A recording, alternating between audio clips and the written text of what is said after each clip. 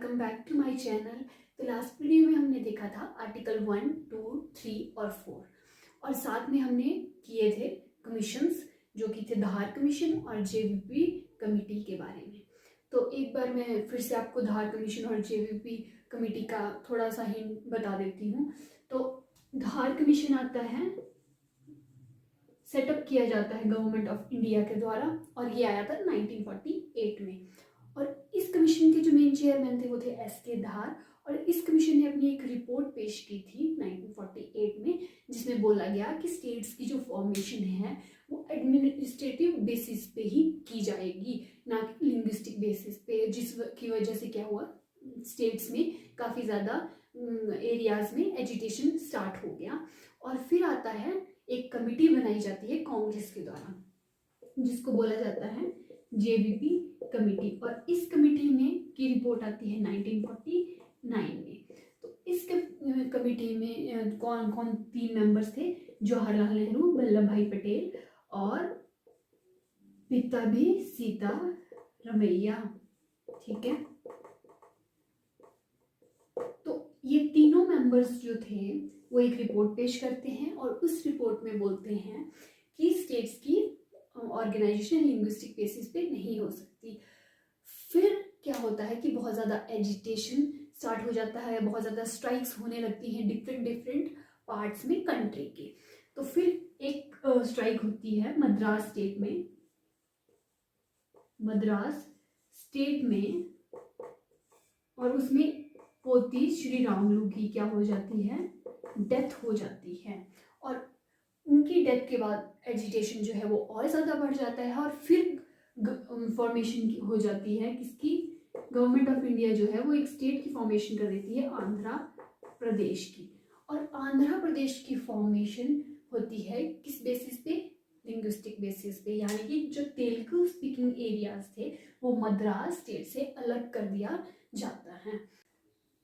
तो next topic Fazal Ali commission जो है उसको करने से पहले कुछ इंपॉर्टेंट चीज़ें हैं जो आपको पता होनी चाहिए, तभी हम स्टार्ट करेंगे फैजल अली कमीशन को।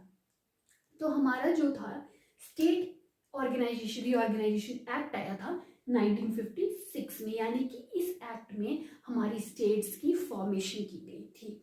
तो लेकिन हमारे देश को इंडिपेंडेंस मिली थी 1947 में।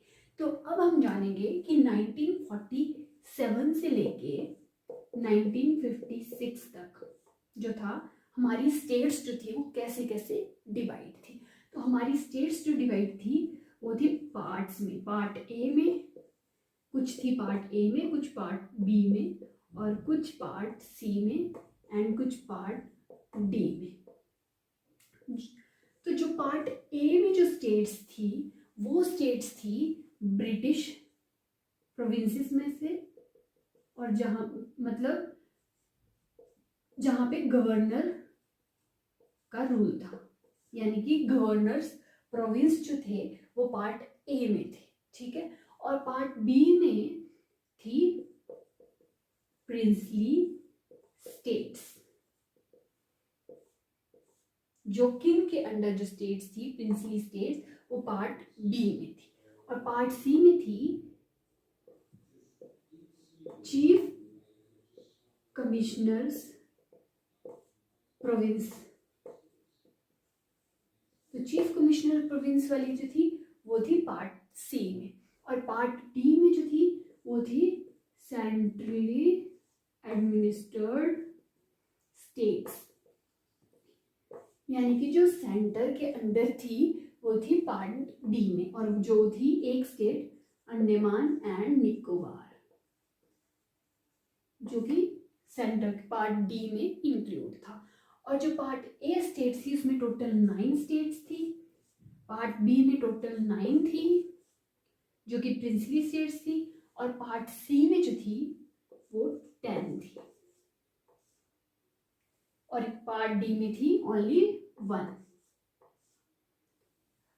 तो ये जानना बहुत ज़्यादा इम्पॉर्टेंट है कि 1956 से पहले जो थी हमारी स्टेट्स कैसे कैसे डिवाइड थी। तो बाद में क्या किया जाता है कि इन पार्ट्स को ख़त्म कर दिया जाता है और फिर बनाई जाती है स्टेट्स और यूनियन टेरिटरीज, जो कि बनती है 1956 में, जब आता है स्टेट्स रीऑर्गेनाइजेशन एक्ट। तो चलिए अब हम करेंगे कि कैसे कैसे हमारी स्टेट्स की फॉर्मेशन होती है। तो अब पढ़ेंगे हम फैजल अली कमीशन को, जो कि जेवीपी कमीशन के बाद में आया।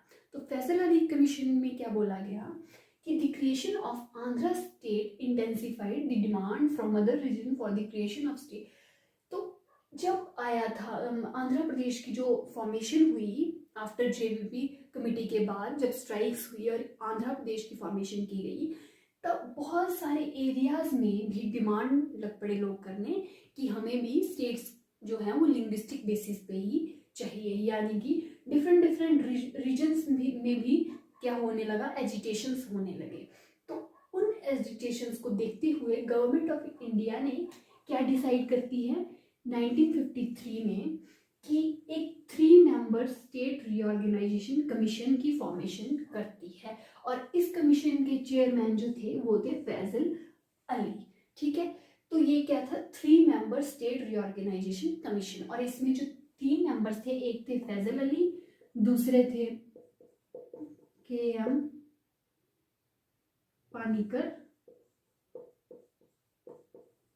पानीकर और तीसरे थे HN कुंजरू। ठीक है, तो इन 3 मेंबर्स क्या करते हैं, एक और रिपोर्ट पेश करते हैं, कब, 1955 में।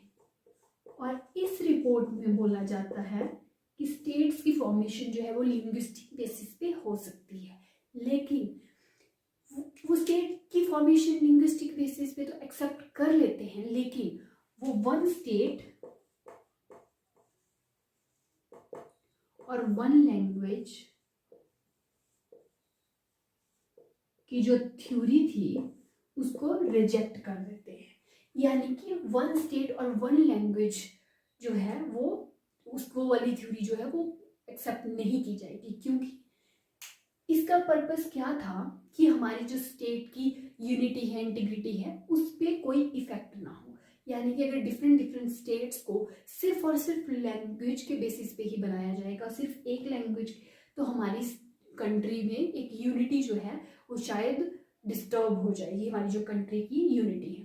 तो वो क्या फोकस करते हैं कि लिंग्विस्टिक बेसिस पे भी बनाएंगे, लेकिन वो किसी भी तरह से कंट्री की यूनिटी के साथ कोई भी कॉम्प्रोमाइज नहीं करेंगे। तो फिर क्या आता है, फिर ये जो रिपोर्ट पेश करती है ये वाली कमीशन, तो उस रिपोर्ट में वो बनाती है 16 स्टेट्स की फॉर्मेशन, यानी कि जो पार्ट A, B, C और D स्टेट्स थी इससे पहले, उनको अबॉलिश कर देती है, और 16 स्टेट और 3 यूनियन टेरिटरीज को फॉर्मेशन का जो है वो अपनी रिपोर्ट में बनाती है। लेकिन बाद में आता है स्टेट रीऑर्गेनाइजेशन एक्ट 1956 में, और उस एक्ट में गवर्नमेंट ऑफ इंडिया क्या करती है कि कुछ चीज़ें जो थी इस कमेटी की, फैजल अली कमीशन की, उसको क्या करती है, फॉलो करती है और कुछ चेंजेस करती है। यानी तो जैसा कि मैंने आपको बताया कि 3 मेंबर्स का एक कमीशन बनाया जाता है, जिसमें फैजल अली जो थे वो चेयरमैन थे, और साथ में 2 और मेंबर्स थे, HN कुंजरू और KM पानीकर। तो ये तीनों मेंबर्स एक रिपोर्ट पेश करते हैं और 1955 में, और इस रिपोर्ट में ये बोलते हैं कि स्टेट्स की फॉर्मेशन लैंग्वेज के बेसिस पे होगी, बट सिर्फ 1 लैंग्वेज और 1 स्टेट के बेसिस पे नहीं होगी, बल्कि वो एडमिनिस्ट्रेशन को भी चेक करेंगे, इंडिया की यूनिटी को भी चेक करेंगे कि इससे कुछ भी इंडिया की यूनिटी पे कोई इफेक्ट ना हो। तो वो क्या करते हैं, उस रिपोर्ट में बनाते हैं 16 स्टेट्स को और 3 यूनियन टेरिटरीज के। बाद में जब स्टेट रीऑर्गेनाइजेशन एक्ट आता है 1 नवंबर 1956 को, तो उस एक्ट में गवर्नमेंट ऑफ इंडिया क्या बनाती है, 14 स्टेट्स की फॉर्मेशन करती है, और पार्ट A, B, C और D स्टेट्स को क्या करती है, अबॉलिश कर देती है, और 14 स्टेट्स और 6 यूनियन टेरिटरीज की फॉर्मेशन कर देती है। तो यानी कि जब हमारा first time state reorganisation act आया था, उस टाइम टाइम हमारी टोटल 14 स्टेट्स थी, 6 यूनियन टेरिटरीज थी। हम बात करेंगे कुछ इंपॉर्टेंट फैक्ट्स की। तो मैंने आपको बोला था कि डिफरेंट स्टेट्स की फॉर्मेशन होती है 1956 के बाद। तो जिन जिन स्टेट की फॉर्मेशन कौन कौन से ईयर में हुई है, मैं उसका डिस्क्रिप्शन बॉक्स में अपना एक लिंक शेयर कर दूंगी, जिसमें आप चेक कर सकते हैं कि कौन कौन सी स्टेट की फॉर्मेशन कब कब की गई। तो ये कुछ इंपॉर्टेंट टर्म फैक्ट्स हैं जो मैं आपको बता देती हूँ। यूनाइटेड प्रोविंस का नेम जो था वो चेंज कर दिया गया था उत्तर प्रदेश में, और यूनाइटेड प्रोविंस से इसका नेम उत्तर प्रदेश कब किया गया था? 1950 में। ठीक है, तो उत्तर प्रदेश का जो पुराना नाम था वो था यूनाइटेड प्रोविंस। वैसे ही मैसूर का नाम चेंज करके कर दिया गया कर्नाटका, और ये कब किया? 1973 में।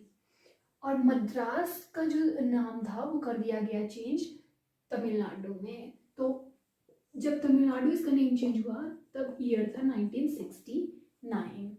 तो वैसे ही जो Lakshadweep and Minicoy and Amindivi islands थे, इन आइलैंड्स को एक नाम कर दिया गया लक्षद्वीप। तो ये नेम भी सेम ईयर जब मैसूर से कर्नाटका की बना था तब 1973 में, तभी लक्षद्वीप का नेम रखा गया, लक्षद्वीप मिनिकॉय अमनदीपी आइलैंड्स का। तो उत्तरांचल का नेम कर दिया गया उत्तराखंड, और ईयर था 2006। और उसी टाइम पौंडीचेरी का नाम चेंज करके क्या कर दिया गया? पुडुचेरी। तो ये कुछ इंपॉर्टेंट नेम्स थे जो आपसे एग्जाम्स में पूछे जा सकते हैं। आज हमने देखा कि कैसे कैसे फैजल अली कमीशन आता है, स्टेट रीऑर्गेनाइजेशन एक्ट की फॉर्मेशन होती है, और हमारी स्टेट को बनाया जाता है और यूनियन टेरिटरीज को। तो अब हम नेक्स्ट चैप्टर में जो है हमारा, जो लक्ष्मीकांत में दिया गया है, चैप्टर नंबर 6 सिटीजनशिप। तो इंडिया में कैसे कैसे सिटीजनशिप दी जाती है तो वो हम अब नेक्स्ट वीडियो में देखेंगे। तो आर्टिकल 4 तक हम कर चुके हैं। तो नेक्स्ट जो हम टॉपिक्स करेंगे सिटीजनशिप के, उसमें आर्टिकल 5 to 11 इंक्लूड हैं। तो कुछ इंपॉर्टेंट जो आर्टिकल हैं वो मैं आपको करवाऊंगी, क्योंकि सारे आर्टिकल्स हम कवर नहीं कर सकते, क्योंकि आर्टिकल 470 है टोटल। तो फिर इतने सारे आर्टिकल्स हम नहीं कर पाएंगे, लेकिन मैं कुछ जो इम्पॉर्टेंट आर्टिकल्स हैं जो एग्जाम में हमेशा ही पूछे जाते हैं, हम उन पे ज़्यादा फोकस करेंगे। तो फिर मिलते हैं नेक्स्ट वीडियो में, तब तक के लिए थैंक यू।